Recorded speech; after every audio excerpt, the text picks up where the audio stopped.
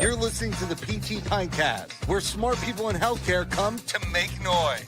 Here's your host, Jimmy McKay.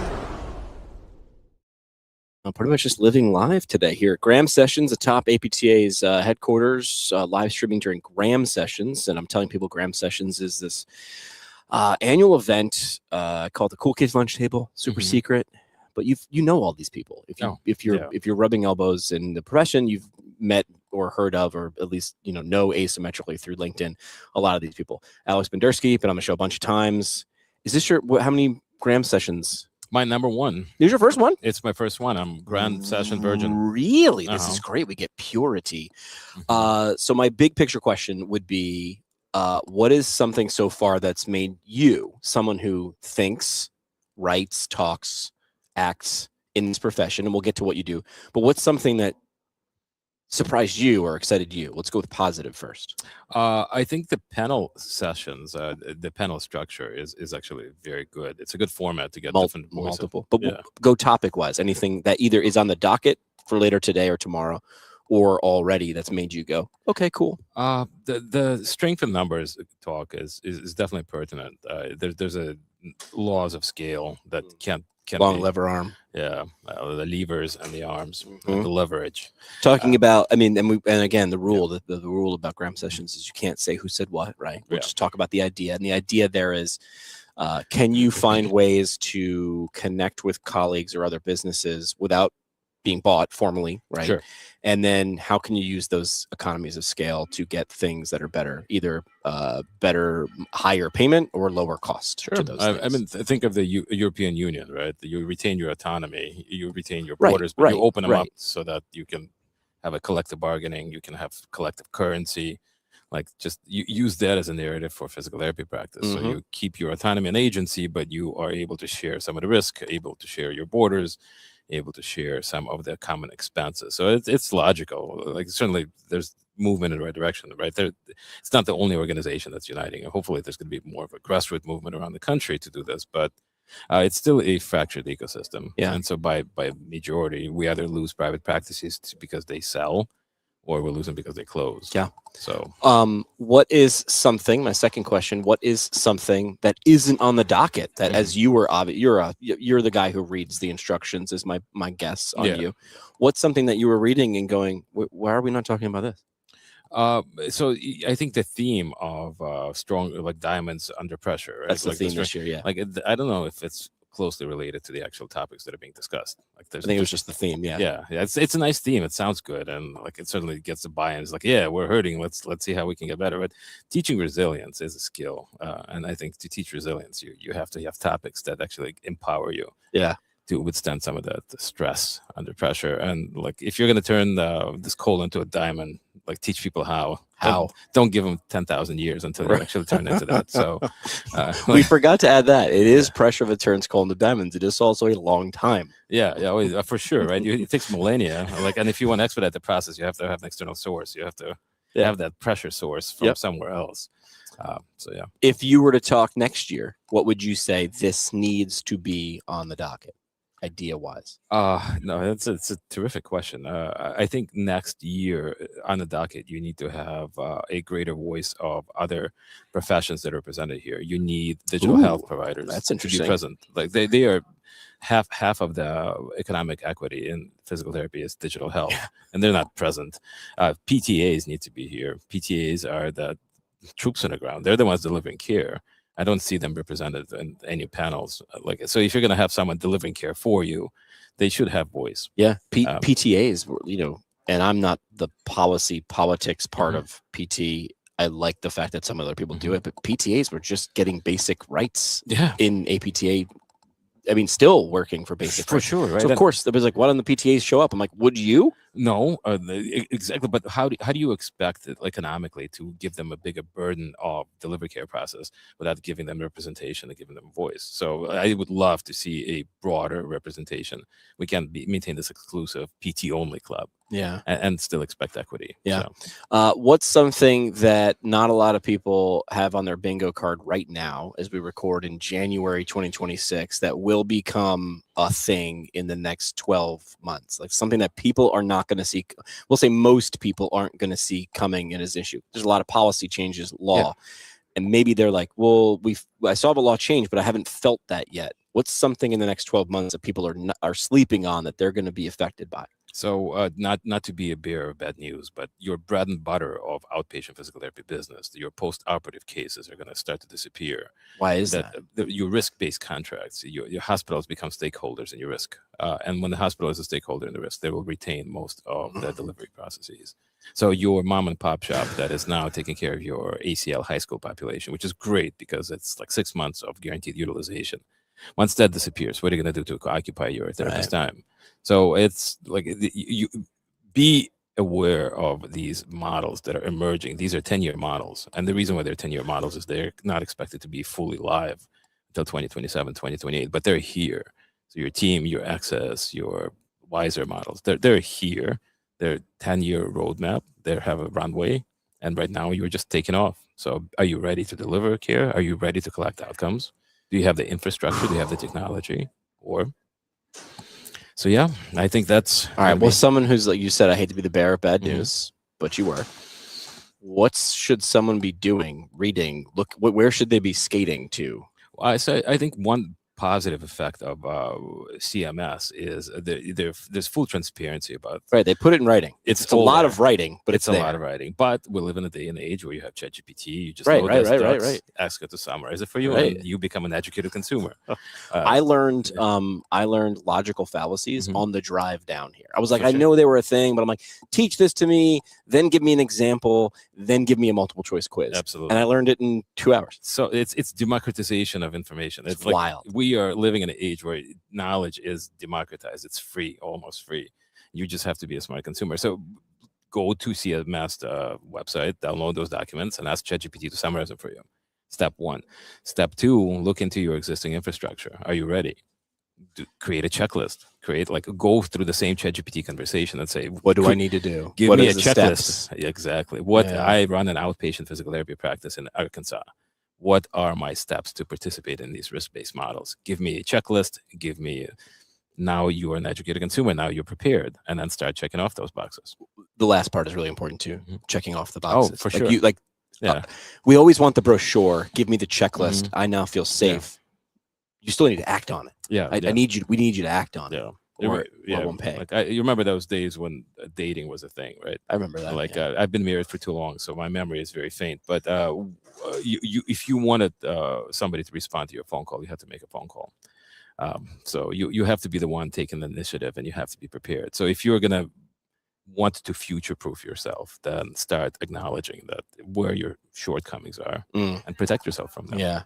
What do you think of the room in terms of who's in it, being this your first Graham sessions? And it's hard to see everybody, right? We're just seeing people walk around. But there's business, there's academia, there's small clinic owners, there's large clinic owners, there's product companies. Who else? You mentioned PTAs, you mentioned digital health. Who else needs to be in that room? I mean, payers need to be here. Why would they come?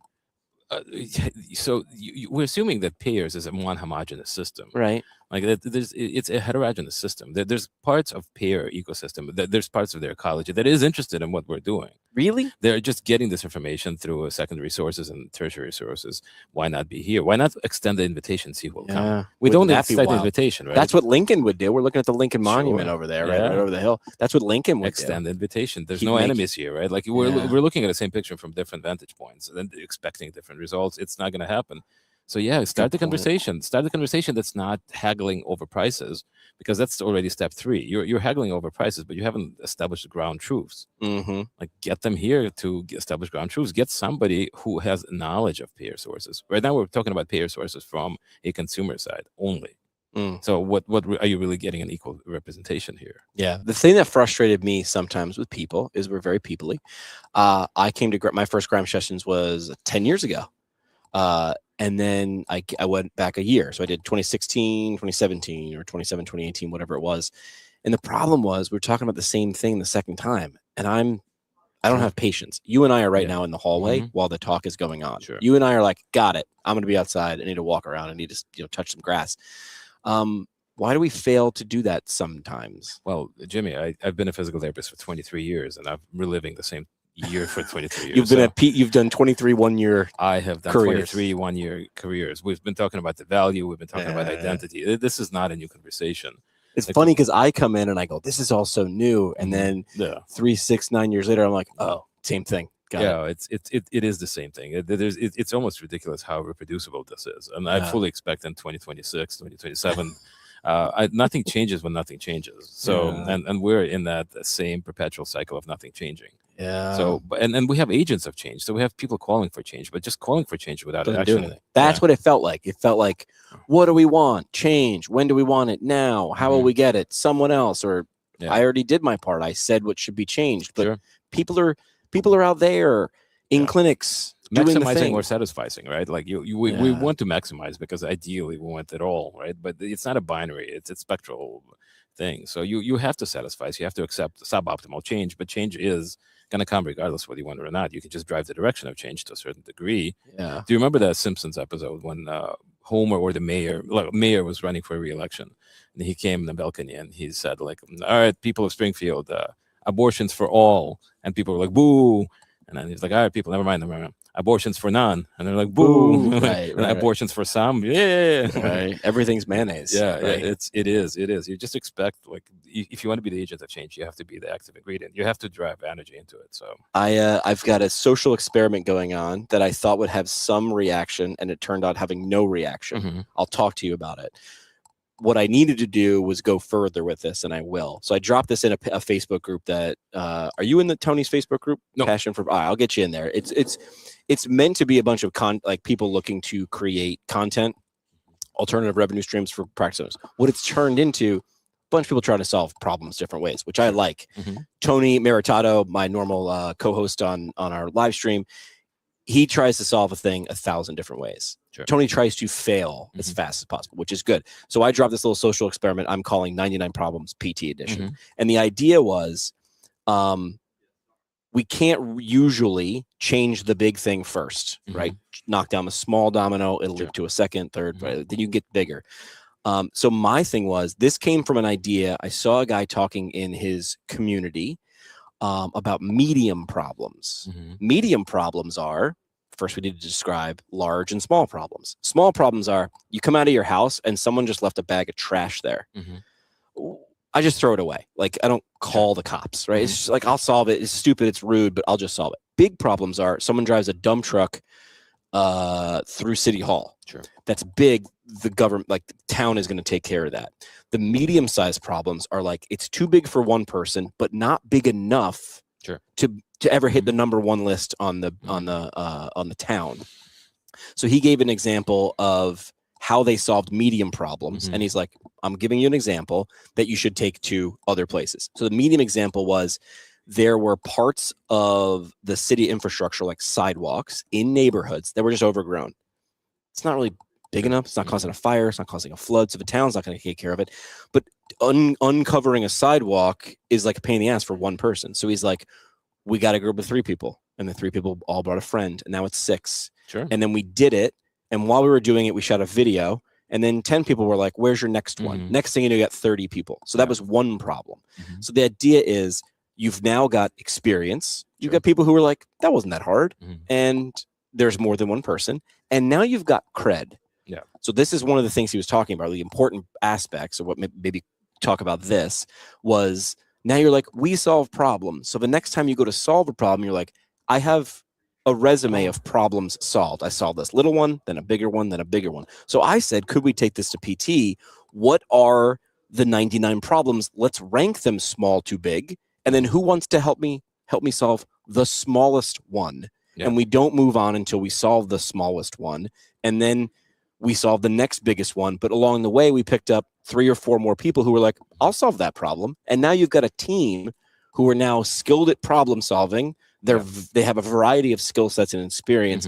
The problem was, Alex, I put this post in. I said, help me figure out the problems. Nobody suggested one problem. So you have to remember, there's a couple of problems with your problem. Okay, I can't figure out what it is because I thought it was cool. A problem with your problem is that there's a selection bias. People who will react to that post are the people that are already problem solvers. You're probably right. Yes. So you're not asking, like, the problem solvers are the ones that will get a reaction out of it, and the ones that actually do need to be the ones solving problems. They're not the ones that are reacting. Yeah, I felt that trap. Right. So the second one is that, like, you're discussing thresholds, right? The threshold for change. There's a really good book. It's called Cascades, and the gentleman is a journalist and I think political scientist. But the point is, he looks into these environmental cascades that are agents for change. So essentially, it's nonlinear change, right? And he talks about the Eastern Europe when the Soviet bloc fell through. And it didn't happen right away, but initially there was a little protest, and it was people were left. And then there was a little bit bigger protest, and then the police, instead of just letting people protest, started reacting, which caused even bigger changes. So the cascade is that nonlinear amplification of a response, like a hockey stick, you mean? Until the threshold is past a certain threshold, the cascade turns into change. Mm-hmm. So what is the better question would be here is, what is the threshold of stress on the system for the change to occur? Like, when is our community going to be right at that point? We're going to be like, that's it. We have to do something different. We're not there yet. Right now, we're still talking about problems. We're not talking about solutions because we're not at that threshold of change. It's not scary enough. It's not pressing enough. But we're okay with scaries, right? Like, scary is not actionable. Actionable is when I actually don't have bread to feed my family. Then it becomes actionable. So when there was scary that was actionable was in 2002 when Medicare came up with a cap, and 50% of physical therapists lost their jobs. All of a sudden, that was scary because you are not employable. You have your student loans, and you have to pay for them. That is actually actionable. That's when change occurred. If you look at the fundamental change in our profession, early 2000s was good. Like, we made a lot of positive change. And then become complacent, right? Then we have bread on the table. Right. Like, I'm not hungry anymore. So the line, like, hard times create hard men create easy times, easy times create easy men. And now it's a cycle. That fable, right? Like, it went to war, like came back. Like, there's an entire Chinese fable that goes into that. Like, each step of the cycle, there's a positive and a negative. But we're not there yet. So we're still just discussing this change, and we have been for years. Yeah. But I foresee that the way the government is looking at our utilization matrix is they're going to try to cap our environment, and we have a potential of becoming a very niche fringe industry unless we change. And part of it is what we discussed about this risk-based contracts, but part of it is just identifying that what you're doing is not good enough yet. Like, it's good enough for you to satisfy the bare minimum now. Yeah. But when that changes, you're in trouble unless you're prepared for it. But the threshold of failure is based on your ability to handle the stress, right? Like, your business resilience is dependent not on your execution right now. It's dependent on how tolerant are you to when 50% of your patient volume disappears. Can you still keep the doors open? Right. Or if the payers are going to turn away and say, we're just going to discount you another 50%, and you're accepting these payments. Can you maintain that? Well, and I think you can still operationalize it. But are you ready? Do you have these contingency plans? And you're prepared to until you're not, and then you might not know what that point is, but you'll know it when you get there. The known unknowns and the unknown unknowns, right? So these are known unknowns, but you have to protect yourself from unknown unknowns. You have to have enough of a buffer that allows you to be more resilient to these changes. Yeah. All right. We're doing quick live streams, and every episode we do something called the parting shot. This is the parting shot. One last mic drop moment. No pressure, just your legacy on the line. All right, parting shot. What do you want to leave with people? What's either words of scary or words of encouragement? Which way are we going to go? Oh, this is a huge opportunity. It has been a huge opportunity. I think now we just have to seize that opportunity. We have a chance. There's still probably 50% of the market has not been captured by anyone. Digital health providers came in and captured some parts of that market, and now they have billion-dollar valuation. And that's not even half of the market that's available. If you look at the overall economic cost of musculoskeletal problems in a society, it's $1 trillion venture, and we're capturing 65 billion of it, right? So the people who risk, or the people who do the work, who follow the last step, give me the help me understand, give me the checklist, and follow the checklist. Will be the people who. People are going to capture that other $1 billion or $1 trillion. Wow. That is like it's just an immense financial and economic opportunity for those that are prepared. Yeah. All right, Alex, live from Graham Sessions. Appreciate your time. Thanks for doing this on your very first Graham Sessions. Amen. Thanks for being. That's it for this one, but we're just getting warmed up. smash follow, send it to a friend, or crank up the next episode. Want to go deeper? Hit us at ptpintcast.com or find us on YouTube and socials at ptpintcast. And legally, none of this was advice. It's for entertainment purposes only. See, Keith, we read the script. Happy now?